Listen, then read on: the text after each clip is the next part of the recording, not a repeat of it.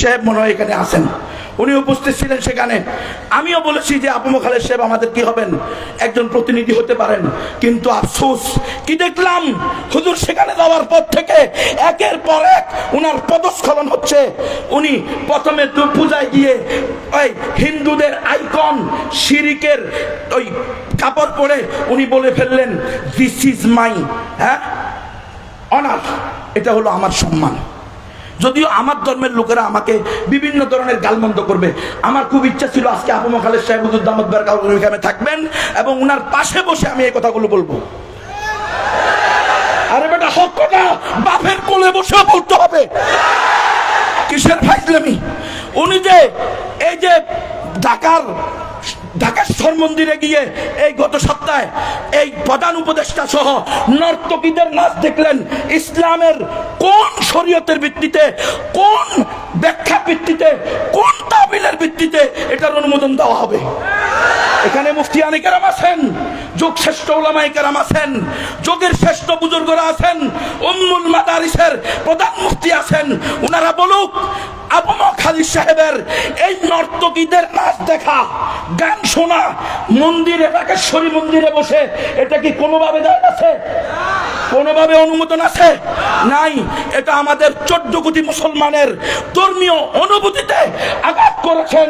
প্রধান উপদেষ্টা সহ আবু খালেদ সাহেবকে অবশ্যই রব্বুল আলামিনের কাছে তওবা করার সাথে সাথে 14 কোটি মুসলমানের কাছে ক্ষমা চাইতে হবে। এটা সারা দেশের মুসলমানের দাবি হবে। হেফাজতুল ইসলামের মঞ্চ থেকে আমি বলে দিচ্ছি, অমুসলিমদেরকে দাওয়াত দেওয়া আমাদের দায়িত্ব। অমুসলিমরা দাওয়াত পাওয়া তাদের অধিকার। অমুসলিমরা ইসলাম গ্রহণ করবে কি করবে না সেটা কার হাতে? আমরা কাউকে বাধ্য করব না। বাংলাদেশের সংবিধানের 41 নম্বর ধারার 1 নম্বর অনুচ্ছেদের ক, যে কোনো নাগরিক তার ধর্ম পালন এবং প্রচারের অধিকার রাখে। আছে না নাই? আছে। তাহলে কেন কুড়িগ্রামের নাগেশ্বরী থানার হাফেজ ফেরদাউস হাসানকে গত 10-15 দিন ধরে যার পর নাই হেনস্থা করা হচ্ছে? সে দাওয়াত দেয় নাই, কারো মাধ্যমে 2 বোন মুসলমান হয়েছে। দেখেন মুসলমান, আপনারা যদি বলেন সংবিধান মানা ওয়াজিব, রাষ্ট্রের আইন মানা ওয়াজিব, কোন রাষ্ট্রের আইন মানা ওয়াজিব? যেই রাষ্ট্রের আইন কোরআনের সাথে সাংঘর্ষিক না, যেই রাষ্ট্রের আইন আল্লাহ রসুলের সুন্নাহর সাথে সাংঘর্ষিক না, সেই রাষ্ট্রের আইন মানা ওয়াজিব। যেই রাষ্ট্রের আইন কোরআন সুন্নাহ বিরোধী, সেই রাষ্ট্রের আইনকে ডাস্টবিনে নিক্ষেপ করা ওয়াজিব। মুসলমান কিসের মুসলমান? বেগায়রত, বেহিস, অনুভূতিহীন মুসলমান হয়ে কোনো লাভ নাই। অনুভূতি রাখতে হবে, সবাই মিলে শহীদ হব, কিন্তু তবুও মুসলমানের ইজ্জত রক্ষা করব, ইসলামের ইজ্জত রক্ষা করব, রসুলে আলাপের ইজ্জত রক্ষা করব। সারা দুনিয়া শহীদ হয়ে যাবে, সারা পৃথিবী তামা হয়ে যাবে, কোনো মুসলমানকে কোনো কাফের অন্যায়ভাবে ধরে নিতে পারবে না। শিখেন নাই মোল্লা মুহাম্মদ উমরের থেকে? শিখেন নাই? তালেবান নাম লন্ডন, হ্যাঁ, উনি দেখাইছে উসামা বিন লাদেনকে দিয়ে দেওয়ার জন্য বহুত বড় বড় পণ্ডিতরাও গেছে, দিয়ে দেন এক ব্যক্তিকে। সারা দুনিয়াতে একটাই তো আমাদের খেলাফত রাষ্ট্র, এটা নষ্ট করিয়েন না, ইমারাত শরিয়া চলতেছে। উনি বলছে একটা আয়াত দেন, একটা দলিল দেন, কোনো মুসলমানকে কোনো অমুসলমানের হাতে তুলে দেওয়া যায়। শুধু একটাই মারা, যদি সারা দুনিয়ার সমস্ত মুসলিম ভূখণ্ড তামা হয়ে যায়, তবু আমি Mullah Mohammad Omar Osama bin Laden তো দূরের কথা, এই দেশের কোনো কুত্তাকেও আমেরিকার হাতে তুলে দিব না। এরা আকাবির না, যারা মন্দিরে গিয়া বলে আলহামদুলিল্লাহ, আমি শুকরিয়া জ্ঞাপন করতেছি আপনাদের বুঝে আসতে পেরে। এরা আকাবির কেন? এরা আকাবির।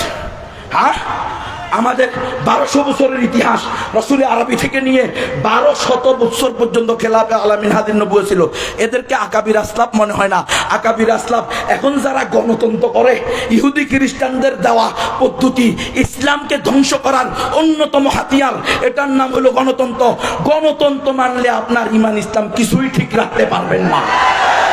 আজকে এই ফেরদাউস হাসানকে নাগেশ্বরীর সাধারণ একজন হাফেজ সাহেব, সে বড় কোনো আলেমও না, তার বাড়িতে টিন খুলে তার যে ঘেরাও আছে, বাড়ির চতুর্দিকে পর্দার জন্য যে ঘেরাও দিয়েছে, সেই টিন খুলে রাতের অন্ধকারে পুলিশ এবং উগ্র হিন্দুত্ববাদী সন্ত্রাসী ইসকনের সদস্যরা তার বাড়িতে গিয়ে তার স্ত্রীর, তার মায়ের পর্দা খুলে ফেলছে।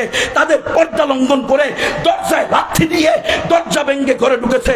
হে হেফাজতে ইসলামের নেতৃবর্গ, হে বাংলাদেশের উলামা সমাজ, আল্লাহর কাছে জবাবদিহিতা করতে হবে। আপনাদের মনে নয় এক মুসলিম বোনের ওয়া মুতাসিমার আহ্বানে হাজ্জাজ বিন ইউসুফ এক সিন্ধু বিষয় করেছে? আজকে কেন হাফেজ ফেরদাউসের মায়ের কান্না, হাফেজ ফেরদাউসের স্ত্রীর কান্না আপনার কর্ণবহরে ঢুকে না? কেন হেফাজত ইসলাম থেকে সেখানে পদক্ষেপ নেওয়া হচ্ছে না? কেন দেশের ইসলামী উলামায়ে কেরাম যারা নিজেদেরকে মনে করেন, দাবি করেন, উম্মতকে বলেন আমরা কিছু না কিছু হলে তো করতে পারবো, তো কই করলেন? আপনারা তো কিছুই করলেন না। আপনাদের তো ক্ষমতা আছে, দল আছে, দেশব্যাপী আপনাদের সংগঠন আছে, তাহলে কেন আমার ভাই হাফেজ ফেরদাউস হাসানের মায়ের পর্দা লঙ্ঘন হবে? কেন তার স্ত্রীর পর্দা লঙ্ঘন হবে? কেন তার ঘরের দরজা ওই ইসকনের সদস্যরা, ওই সন্ত্রাসী পুলিশ আর ওই সন্ত্রাসী ইসকন দুই গ্রুপ মিলে কেন অন্যায়ভাবে ঘরে ঢুকবে? সেখানে উলামায়ে কেরামের তত্ত্বাবধানে যখন বসা হয়েছে, আমার ভাই মাওলানা আতাউর রহমান বিক্রমপুরী বহুত বড় একজন সাহসী ব্যক্তি, সব ব্যাপারে যে আমি তার সাথে একমত এমন না, কিন্তু তার এই যে সাহসিকতা, হিম্মত, এটা আমার কাছে ভালো লেগেছে। সে চলে গেছে সেখানে, পুলিশ কয় আতাউর রহমান বিক্রমপুরীর সাথে আমরা বুঝবো না। কেন? কারণ আতাউর রহমান বিক্রমপুরী তো এমন ম্যাগনেট, ওই জালেমরা তার প্রশ্নের উত্তরই দিতে পারবে না। এই জন্য আতাউর রহমান বিক্রমপুরীর সাথে বসবে না। কয় সমস্যা হলো আমাদের এলাকার, আমরা দেখ ভাই, এই বেটা সমস্যা তোমাদের এলাকার মানি, মুসলমানের সমস্যা পৃথিবীর যেখানে হবে, মুসলমান শক্তি সামর্থ্য থাকলে সেখানে গিয়ে হুঙ্কার দিবে। এটা হলো ইসলামের দাবি, এটা হলো উম্মাহ কনসেপ্ট। মিল্লাত আবিকুম ইব্রাহিম হুয়া সাম্মাকুমুল মুসলিমিন। আমরা মুসলমান, আফগানিস্তানের মুসলমানও আমার ভাই, আরাকানের মুসলমানও আমার ভাই, কাশ্মীরের মুসলমানও আমার ভাই, ফিলিস্তিনের মুসলমানও আমার ভাই। শুধু ফিলিস্তিনে হামলা হইলে সারা দেশের মুসলমানের উপরে জিহাদ ফরজ হয়। কে? যখন আরাকানে হামলা হয়েছে তখন জিহাদ ফরজ হয় নাই? হ্যাঁ, ফতুয়া দুই রকম হবে কেন? ফতুয়া সব জামায় একরকম হবে। ফিলিস্তিন যেই কারণে, ফিলিস্তিনে হামলা হওয়ার কারণে জিহাদ ফরজ হয়েছে, একই কারণে আরো বহু বছর পূর্বে আরাকানে হামলা হওয়ার কারণে জিহাদ ফরজ হয়েছে। কথা সব পরিষ্কার রাখতে হবে। আমরা অবিলম্বে এই হাফেজ ফেরদাউসের মায়ের সাথে যে অন্যায় করা হয়েছে, তার বোনের সাথে যে অন্যায় করা হয়েছে, হাফেজ ফেরদাউসের সাথে যে অন্যায় করা হয়েছে, অনতিবিলম্বে প্রশাসনকে আমরা বলবো তাড়াতাড়ি মামলা নেন। আপনারা মামলা নিচ্ছেন না, আপনারা দুমুখ নীতি গ্রহণ করতেছেন। আপনারা ইসকনের সাথে আসছেন কিভাবে? আপনারা না রাষ্ট্রের দায়িত্বশীল, রাষ্ট্রের রক্ষণাবেক্ষণ আপনাদের দায়িত্ব। আপনারা একটা উগ্র হিন্দুত্ববাদী সংগঠনের সামনে আসতেন কিভাবে? যেই দুই মেয়ে মুসলমান হচ্ছে, তারা নিজেরা ফেসবুকে, ইউটিউবে নিজেদের স্বীকারোক্তি দিয়েছে, আমরা স্বেচ্ছায় সজ্ঞানে কোনো প্রকার চাপ লোভ বাদ দিয়ে ইসলামকে সত্য জেনে, হিন্দু ধর্মকে মিথ্যা জেনে, 33 কোটি দেবতাকে মিথ্যা জেনে লা ইলাহা ইল্লাল্লাহ পড়ে আমরা মুসলমান হচ্ছি। তার আপন ভাইকে ফোন দিয়েছে, ভাই আমরা স্বেচ্ছায় সজ্ঞানে নিজেরা ইসলামকে সত্য জেনে মুসলমান হচ্ছি, তোমরা আমাদেরকে খুঁজিও না। এত স্পষ্ট জিনিস থাকার পরেও কেন পুলিশ এবং ইসকন হাফেজ ফেরদাউসের বাড়িতে যাবে? মনে রাখবেন উলামায়ে কেরাম, হেফাজতে ইসলাম যদি আজকে আপনারা এই ব্যাপারে কথা না বলেন, কালকে আপনার স্ত্রীর পর্দা লঙ্ঘন করা হবে, আপনি কথা বলতে পারবেন না। আল্লাহ তাআলা আমাদেরকে জেনে বুঝে ইসলামের পরিপূর্ণ হকপন্থী নবীর ওয়ারিস হওয়ার তৌফিক দান করেন। আমার 15 মিনিট শেষ। ওয়া আখিরু দাওয়ানা আলহামদুলিল্লাহ।